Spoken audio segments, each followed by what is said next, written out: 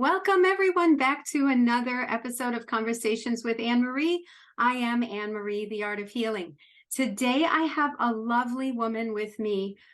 We met last year at the Secret Space Conference, and she's just a lovely soul. Her name is Diana Dunbar.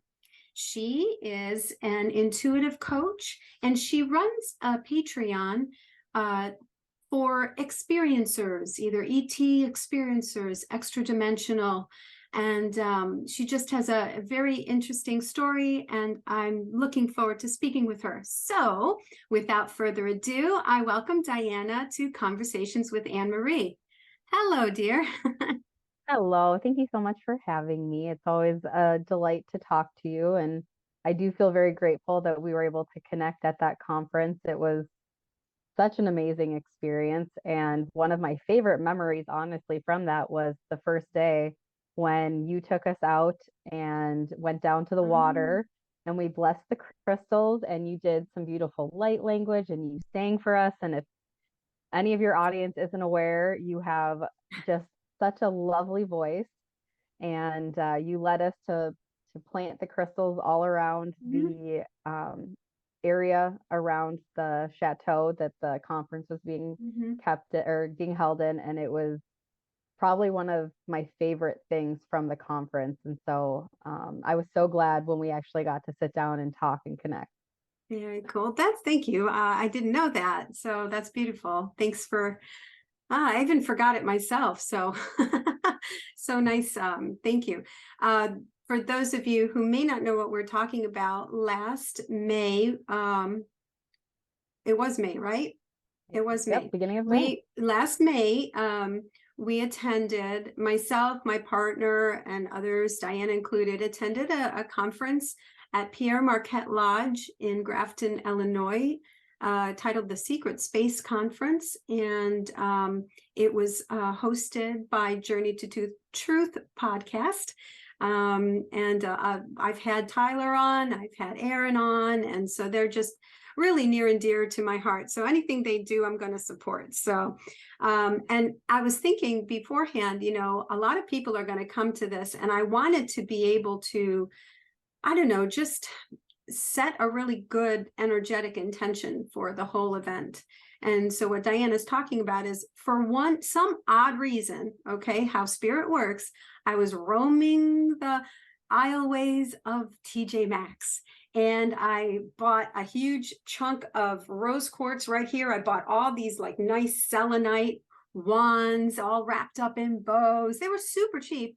And they had these bags of just rose quartz crystals, and I bought 3 of them. I didn't know why I bought them. Do I need like 50, 40 little chunks of rose? No. But lo and behold, I knew exactly what to do with them. And so, yeah, Diana described what we did. And we surrounded this beautiful building on all sides, and we planted them in the ground, right? And we just imagined it surrounded with a beautiful crystal grid. And oh, yay, thanks for reminding me of that. Yeah, it was beautiful. It was one of, like I said, probably one of my favorite memories and experiences from that, because it was just like, you know, I find the SSP, different things like that, very fascinating. But I mean, when it comes down to it, I am very much a spiritually aligned person. And so whenever I get to do things, particularly in groups, because, you know, when multiple of us gather, Right. it's just the energy is so much stronger. And to have set a spiritual intention and to have put that energy to have been part of that, because it's like, you know, there was quite a few people at the conference, and we had this, there was like a fair number of people that came down, but it was more intimate than like what the conference was. And to experience that energy together, you know, we are all just getting there. I didn't really know a lot of people. I had gone there on my own, just being like, I'm gonna experience, you know, being with like-minded people. And that was such a beautiful way to kick things off. So I think it's such a gift to the area too, to have blessed those crystals and to put those in the ground. And I find it so wonderful that we're getting to have it at the same location. So it's really neat to think how that energy has like grown and changed. And I don't know, I think that was such a beautiful gift that you gave the conference Yeah. and the land there. Thank you. That's very kind. That's very kind. So I'm thinking that maybe when we go back, because they're hosting another conference just next month, called the Journey to Truth conference, Journey to Truth conference. Um, we should just like do a little activation ceremony Yeah, and I would just love that. kind of like activate the whole grid. Yeah. I was super, super hoping that you would because, like I said, that was one of my favorite memories, and I was like, oh, it was just so nice. Plus, you have such a lovely voice, so I would love Aw, to thank hear you you. sing again. Thank you. Thank you. Yeah, we'll totally do it. Put it on the list. We're going to do it. All right, beautiful. So we met at this lovely conference, and you have kind of created a space for people. I have one on my Patreons. It's called Safe Space. You have created something similar for people. How do you feel about the need for these kind of places where people can go and just be who they are, these like-minded people? How is it working out for you? Like as far as the Patreon, Yeah. you mean, or okay, yeah, I started because of my own journey. It was one Mhm. of those. I had been watching Journey to Truth. I had been aware of the conversation around like the different Black budget programs and Mhm. things like that. But it was they had a SSP month, I think it was like February 2021, where I really started to learn more about stuff. And Tony Rodriguez was who he, for Yeah. some reason, I really resonated with his story and I decided to join his Patreon. Mhm. And I was part of his tier two, where you had a chance to do Q&As with him. Mhm. And I remember a woman talking about how she thought it was she was a I don't know if she herself was an attorney or if she just worked at the office.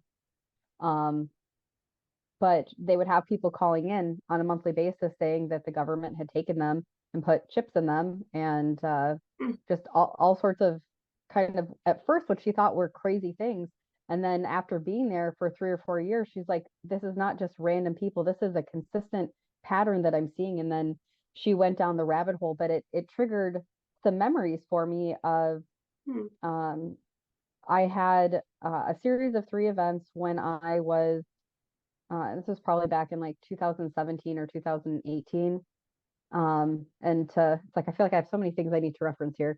I Starting in 2011, I started having these weird experiences where I would get spiral slammed back down into my body, Mhm. usually when I was sleeping, and I'd wake up super disoriented, feel like I was in an earthquake. I now realize that was a like a detransitioning of energy Right. back into like my Back physical into the body. body. But I had it happen while I was awake. One of which Mhm. happened while I was driving a car, which was terrifying because I was totally present, fine, and then all of a sudden I got spiral slammed into my body, totally disoriented, had no idea where I was. I was luckily with an ex-partner, and he knew where we were going. And he's like, I know, and I'm normally navigationally challenged, so he didn't think anything of my comment.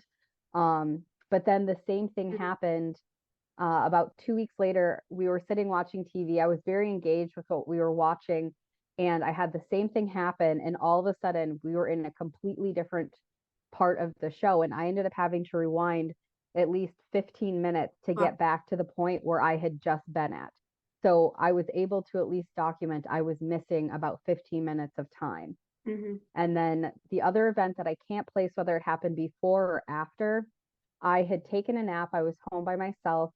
And all of a sudden, I was in that state of like sleep paralysis. I was aware, but I couldn't move. And I heard medical machine noises. So I could hear a respirator, I could hear a heart monitor, I could hear what sounded like drills or something like that. And there was a voice further away that said something. And I could tell there were people standing around my head. And there was a man's voice that said, we're just finishing up. And then I got spiral slammed back into my body and I had this searing pain. I didn't have a mark, but it was super, super tender and it just went straight across my forehead. Mhm. And it was like that for hours. And so I decided to be brave and ask Tony what he thought of that. And he was like, well, that's definitely concerning. And I would recommend let's touch base. He wanted me to call him and like work on a timeline. Mm, And I had never, I thought some of those things were fascinating, but I never would have considered that I would have been somebody that may fall into the category of something like that until I started doing my timeline. And then I realized there was so many different memories, but I guess two really poignant ones I'll share and then get to the original question you asked. Um, but the first one was a memory that I had as a small child of being in a doctor's waiting room. But I was up on a metal gurney, and who I thought was my mother saying, "You need to calm down, you need to calm down." Right next to her was standing somebody who I assumed my whole life was a doctor, but it was a man in a white lab coat. And then I was struggling so much that he waved over people. There were two other people in the waiting room sitting down, like in civilian clothes, and they held me down at the shoulders. And I remember there being needles involved. And then after that, no memory of anything. And I I just assumed it was because I remember I had had allergy testing as a child, but I very specifically remember that happening. And so I asked my mom on a couple of occasions like what that was, and she's like, that never happened. And it's like there's a very big difference between, like, for me at least, a dream and a memory. Like I remember shaking my head. I remember the length of my hair. I remember the terror, the being held down. Um, and so like that's something that apparently doesn't fit in my timeline, but I can say I absolutely remember mhm, that. And I thought about it as a child all the way as an adult. So it wasn't something that like I had conscious memory of, but I never thought to ask about it. It was just one of those, mhm. as a child, you just trust that if you're at the doctor's that it's safe and that you don't, it's nothing to question. Right, right. And then in all of this, like things again that are key indicators that I thought really interesting. Tyler from Journey of Truth had been talking about how when he was in middle school, they had asked them to draw a spaceship, and he Mm, drew a black triangle. mhm, And I remember thinking, oh, that's so weird. They never had us do anything like that. And then I was like, wait a second. They asked us to draw inventions in seventh grade. And the very first thing that came to my mind that I drew out was this little black box that allowed you to pause time, go do things, and then would reinsert you back in time as if you had never left. hmm, And I would think about that all the time growing up, thinking about how like positively that could be used. And when I started learning about black box technology and like, the different programs, it was kind of one of those wow moments. mhm. And I'd had a number of other just like soul knowings of technologies that we were supposed to have that I have no way to Right. be able, like med beds. I knew that that was a thing before I'd even heard of what a med bed was. Huh. Um, so anyway, long story short, or short story long, I don't know.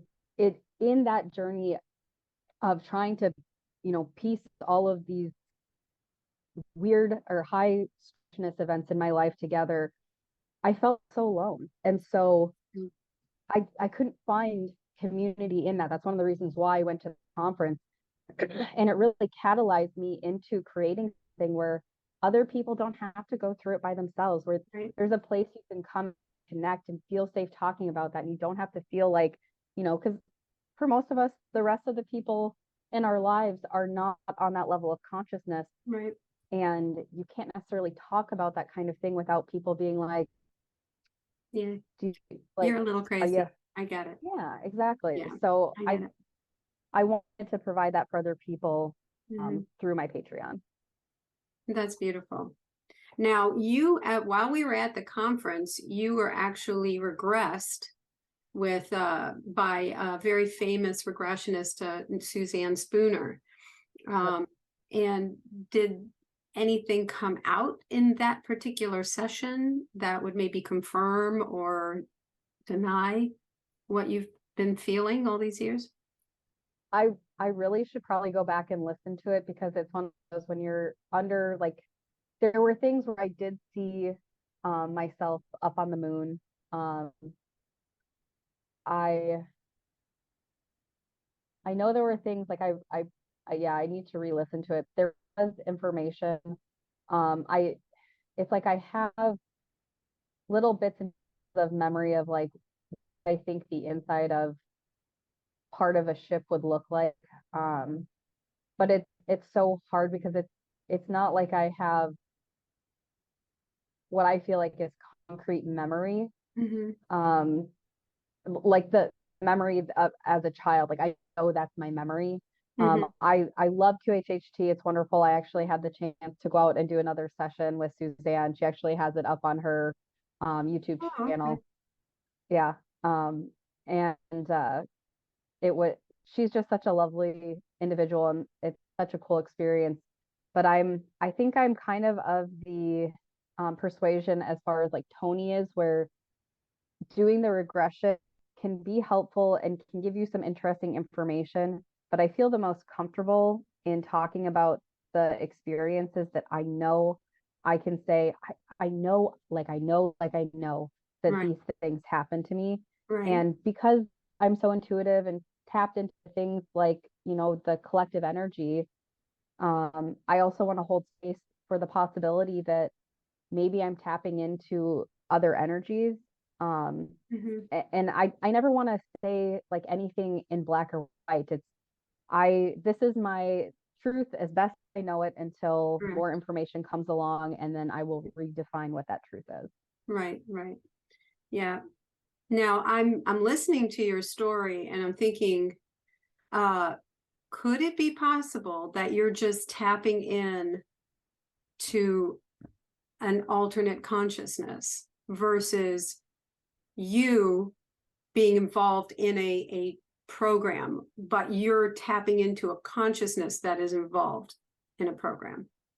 And that's entirely possible. The thing that makes me think maybe not so much is Mhm. the fact of my dad was in the Air Force, and um, there is some interesting alignment with timing of things Got it. that um and it's like right now I want to like a 30-page document of all of the stuff I've kind of documented as Hmm. far as high strangeness in my life, Hmm. um different behavioral things, um things that like at the age of 12 I started having a lot of uh challenges emotionally. And one of the memories I have from like present life was I woke up one morning, I felt super disoriented, and I was convinced that time worked backwards, that time counted down. Mm. And it like took me a while that morning to realize that time moved forward. And I kind of wonder if I was part of something and they did take me for like a 20 and back, if that was Hmm. the morning I was put back. Because there was just a number of really interesting things that were happening around that time, Hmm. as far as like in my bedroom, I would wake up in the morning. It was like probably about a month that this all of these really weird things started happening where like my radio on my alarm clock would be switched to a completely different station. And I started doing things like booby trapping my room so that I could make sure it wasn't my brothers coming in the middle of the night, that nobody was coming into my room other than me being in there. And it was in a place where I wouldn't have like in the middle of the night brushed it and moved it. Mm. And it happened consistently. And I've never been a sleepwalker. And within this time frame, I woke up in the bathroom with my hand in the shower with the water on. Wow. And yeah, so it's like I've had a number of really high strangeness things that could totally be coincidental, and that I'm tapping into something else. And again, if I always want to hold space for that possibility. I don't know. That's Yeah. just the plain and simple reality. Mhm. But the number of, again, high strangeness things that happened that kind of point towards something like that seem to be very heavy on the scale of yes versus no. Mhm. And yeah. Wow. Wow. That's very. Oh, well, I don't know what the word is then. What can I say? Because I've been teasing myself. All I say is that's beautiful. That's wonderful. And how can I put it that? It's an experience. It's an I came in, experience. I know whatever happened, whether it did or didn't, I chose Mhm. this incarnation. I chose to come in. Mhm. Whatever experiences I have, I know on a soul level I can send to help bring light to this planet, Correct. to Yeah. whatever I experienced.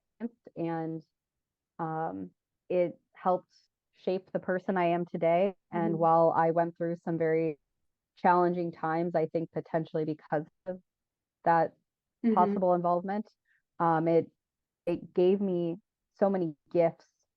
And if it helped, amplify my intuitive abilities and other psychic abilities, then that's part of the gift too. Right. It's just a it's just kind of what it is. And Hmm. every you know I'm grateful for everything that I have experienced in my life. Good. That's good. Did you, were you born with any gifts, any psychic gifts that you still use today? um from the time I was really young, I remember the things that my mom would play the game of guess what time dad's going to be home. And from the time I was very little, I would usually be able to pick the exact time that he was going to come through the Wow. door.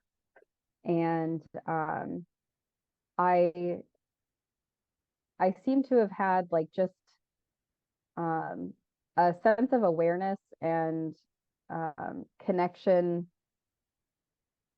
and I guess like almost like wisdom as a small child that didn't necessarily Mm.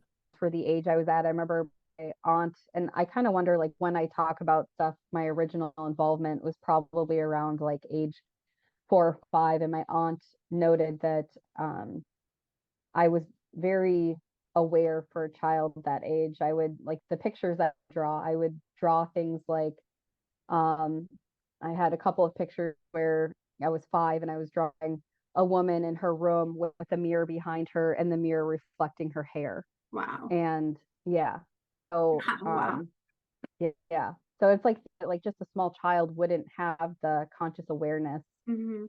to do. And so it's like I felt that I've always had this um connection to like a deeper wisdom. I now understand I was very dialed into like my guides even as a child.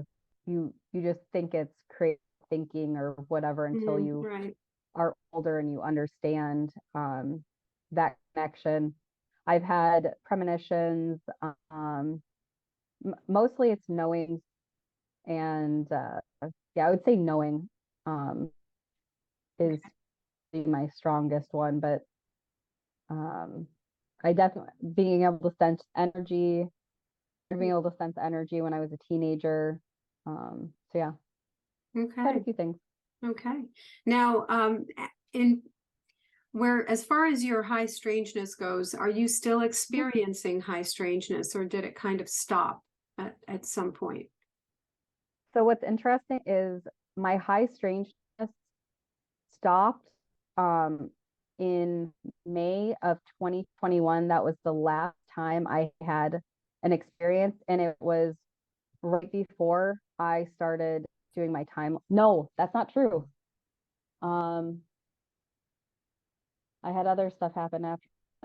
Uh, so I had well, I guess I would say the most recent thing that's happened, it was during 2021 into the summer of 2021.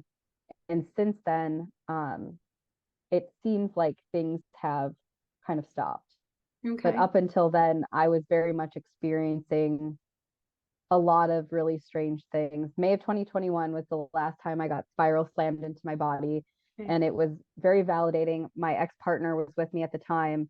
And I woke up from a nap and I'm like, why is everything shaking? He's like, what are you talking about? I'm like, it feels like we're in an earthquake. And he was like, no. And he reached over to touch me. And he's like, I know you're not crazy because I can literally feel Feel you your shit. vibrating with energy. Hmm. So something happened. I'm assuming I was probably at least energetically taken and then put back. And then I had some very strange experiences actually at the acupuncturist, and she can validate this particular experience. Um, she had left me on the table. If anybody who's done acupuncture, you're full of needles, you can't move. Just what it is. You're not going anywhere. Well, when she left me, my head was probably about this many, like probably like 4 3 4 inches down below the top of the table. And while I was laying there, at one point, all of a sudden, I felt this like dropping sensation and burning in my shoulder. And actually ended up, I sustained a shoulder injury while I was laying there. Oh, And when she came back into the room, she's like, "Did you move?" And I was like, "No." And she's like, "You're multiple inches higher on the table." I was actually, the table was like the middle of my look at head. that. My whole bun was hanging off the table. So I had been moved probably like 6+ inches on the table. Right. And it's like maybe I levitated, but I really think that I was probably taken, because it wasn't just like like I literally injured my shoulder. My acupuncturist, she's also my chiropractor. We joked that I'm her only client that sustained a paranormal injury. Yeah. Um, Oh, but it took poor thing. probably like 7 months for my shoulder to heal after that. Oh, So my goodness. yeah, so I've had all sorts of weird experiences, but since 2000, or since 21, I really haven't experienced Hmm. anything major. Okay. Now, I remember you telling me that the same year that I up and left, sold and left everything and moved, it happened to you too. So, Yeah. one of the things that we talk about in awakening experience, when you just can't continue doing something that you used to do, it's just like, no, I can't do it anymore. I've got to go. Yep. And so, can you kind of, would you be willing to share a little bit about that journey? Because I Oh think a yeah. lot of people are going through it. So, Yep. I call it my Phoenix year. I actually posted a video on my YouTube channel about it, mhm, but it was one of those, and actually Matthew Morin, who you just had on not that mhm, long ago too, I had listened to one of his interview with Tony through his Patreon, talking about this similar circumstance where, as you're going through your awakening, and your vibration is shifting, everything around you that's no longer in alignment just starts falling away, and you can no longer stay in the life that you were in. yeah, And for me, it was, I was in a relationship that was very toxic. And while I loved the person, they were never going to be at the same vibration I was at. And I realized that in order for me to live my highest and most uh, vibrationally aligned life, I needed to leave that relationship. And I did that. A couple months before, I had lost my mom. And earlier in the year, the job that I had, the company was sold to somebody different. And all of these events, I ended up stepping down as manager, because I realized that my time and energy were being put into something that didn't ultimately serve mhm, me in my highest yeah, purpose. And so I picked everything up and moved. And I've kind of been in a little bit of a holding pattern, knowing that Spirit was going to ask me to go somewhere. It was like, Spirit was like, okay, we're going to pull up your roots from all of these things, everything that was tying you to what you're supposed to be doing. mhm, Be prepared to go. And so I am now going to actually be moving out to North Carolina, here in the next year or so, maybe sooner. But it's like, yeah, when you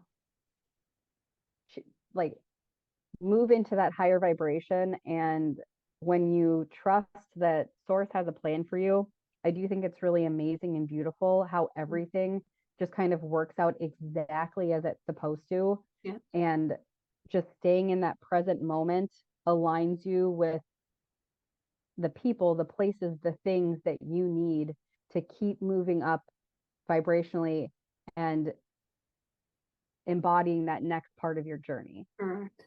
Yeah. I know a lot of people are moving to North Carolina. A lot of people are Really? moving there. Hmm? Okay. Yeah. Yeah. So it's good. I It's a know. beautiful I know place. there are a lot of people moving to Tennessee. It's like that whole Hmm. area, Tennessee, Carolinas, The Virginia. Carolinas, When yeah. I did my pendulum, I'm super navigationally challenged, so I don't know where anything is. Hmm. But I did my pendulum to see what I was in alignment with, and that whole area, I had like Yeah. 90 to 100%. And so I thought it was funny when I looked at the map, and I was like, oh yeah, they're all connected. And Good. so It's a beautiful area, and I'm very excited because I love the mountains.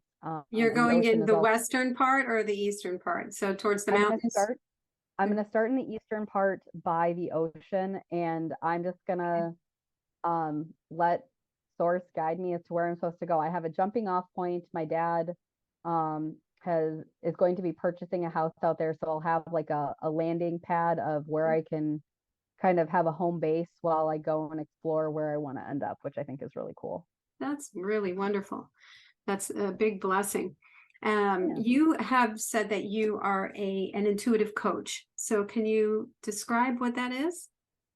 Yeah. So previously I was doing intuitive sessions where I would go in, pull through information, share that with people, kind of answer their questions. And I realized that um, the sessions that I loved best were the ones where people came with specific desires to like change or grow. And background for me, as I mentioned, I had stepped down as manager. Well, I had 17 years of management experience. I love coaching people through things. I love um, being able to help create sustainable growth for people. Mhm. And so I decided to combine my love for um, being a manager and a teacher, an instructor, and to do my intuitive work. And so now I work with people in the capacity of, if you're looking for gentle accountability, if you need to look at transitioning to a different phase of your life, I'm able to do both the practical part of helping you create a plan, but because I have the intuitive abilities that I do, Mhm. I'm able to look at the energy surrounding a situation, get a slightly different perspective, and help people um, with the the journey that they're going to be going on by giving them resources and just kind of helping guide in that dual perspective. Oh, that's really beautiful. That's very, very nice. All right. Is there any like particular like ET encounter that you have had? Do you see ships in the sky? Does that happen in your life at all? Not a lot. My one experience, well, I've had two experiences. One where I didn't see a ship, but I was driving early in the morning and there was the clouds in one specific spot lit up crazy bright. And at first my brain was like, oh, that's the sun. And then I was like, wait a second, the sun's not up. It's over on the horizon in the east. And I watched it all of a sudden power down. And it was far larger than any airplane or anything could create in the sky. It was huge. And I was like, I'm pretty sure I just saw ETs through the clouds. Um, but my very specific one happened out at ESETI Ranch Oh, last July, end of July, beginning of August. And Aurora, who is my partner on Alliance of Experiencers, we had been sitting in the field meditating, and I decided to create an energetic gift for whatever extra dimensional ET beings were in the area. And so I crafted just I had the intention of the most beautiful lights, the like smell of wildflowers, the taste of honey, like anything sensory, energetic that I could create. And I just energetically tossed it up into the sky as a like thank you and as a gift. And then I just sat there meditating and we were just kind of observing nature. It was about 15 minutes later, 15, maybe 20 minutes, and it was still bright out. So we were headed towards dusk, but the sky was still a light blue, lavenderish color. It was just starting where you could just barely start to see some of the stars coming out. And all of a sudden we saw a ship power up super bright for a couple of seconds, dim back down, stay for another couple of seconds, and then it was gone. and she And left. so that was incredible. I saw a lot of really cool things while I was there in the sky watches, um, or during the sky watch. But that one I would say was probably the most profound that I've seen. That I can definitely say there's no way that could have been a satellite Mhm, or a star or like that was definitely something that is otherworldly. mhm. Fascinating. I've always wanted to go. I never could figure out how to get there, but hopefully one day. we might be able to go back to ESETI. I just would love to experience. Mostly, I just wanted to experience the vibration of the place. Could you describe what happened when you visited there? Like, what was the difference in the vibration? Yes. And then I'll just let you know, we're trying to plan a gathering. It's not like a conference or anything. It's just people from my community uh, for September 22nd is when I'm hoping we'll be able to go that weekend of the fall equinox to just do a gathering of people and just experience the energy there. But it is such a different energy. It is very like very high vibrational. You're out in the middle of nowhere. The nature is beautiful. James has done an amazing job, and the people that help him there, an amazing job of creating such a high vibrational place.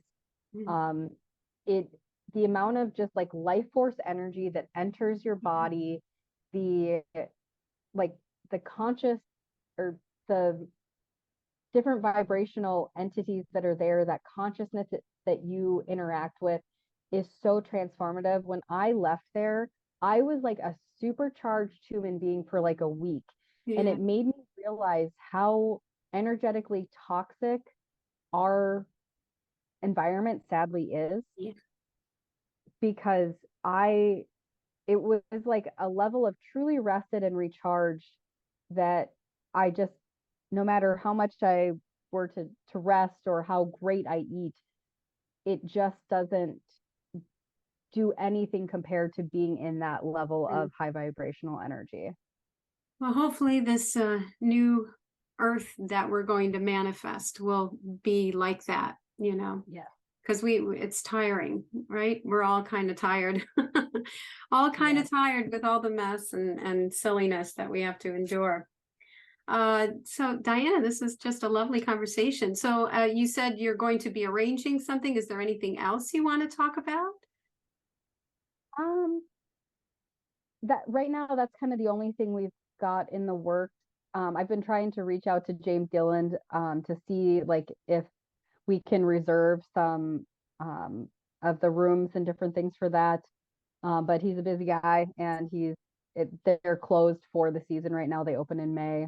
Mhm. But right now it's just we're kind of focusing on our Patreon group. We have Zoom calls twice a month where our Circle 2 members get to come and chat. We kind of socialize for about an hour, and then we spend about 20-30 minutes either doing a meditation, practicing telepathy, learning about healing modalities, just different things that help us integrate those higher vibrational or basically embodying that higher vibrational living. Because when we think about disclosure and being a part of like the galactic big kids table, they're going to be displaying very different behaviors and Right. a different type of consciousness. And so one, we want to integrate and heal, but we also want to practice those higher vibrational living skills. And so right now that's basically where my focus is. That's wonderful. And please tell us exactly where to find this group and how to get in touch with you. Yes. So my group is Alliance of Experiencers, and you can go to our website, allianceofexperiencers.com. We have a YouTube channel that will take you there, gives you previews of the episodes that we, full-length episodes that we have on our Patreon, because we talk with different healers and experiencers. Anne Marie was actually our very first interview. She was so kind to Yeah, come I on was and do that. I was And going to mention that. I was like, I didn't realize it, but now I'm like, oh my gosh, I was the first one that they put on there. Cool. yep. Awesome. So you can go there for that group. Otherwise, if you want to set up a session with myself, dianadunbar.com. I also have a YouTube channel, again, that will take you there as well. So any of those, I monitor all of the communications through both websites, so you'll always be able to get a hold of me. Well, that's terrific. Thank you so much for coming Thank you. on my little podcast. And I say that again. No, I should say my massive podcast, my amazing podcast. And thank you so much. You're just a lovely, lovely human. And thank you for sharing your life with my viewers. All right, everybody. Thanks for sticking around to the very end. This is Anne Marie, The Art of Healing, and I love you, and I'll see you soon. Ciao.